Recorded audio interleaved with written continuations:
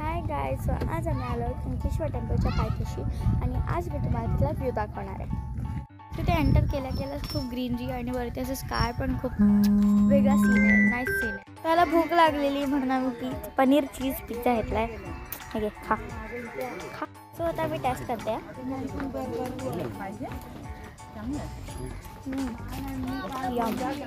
मला स्पायडरमॅन जाम आवडतो आणि हा स्वतःला पण ब्लॅक स्पायडरमॅन समजतो. नंतर आम्ही घेतलेत आहेत मंचुरियन्स. हे बघा, लेट्स टेस्ट.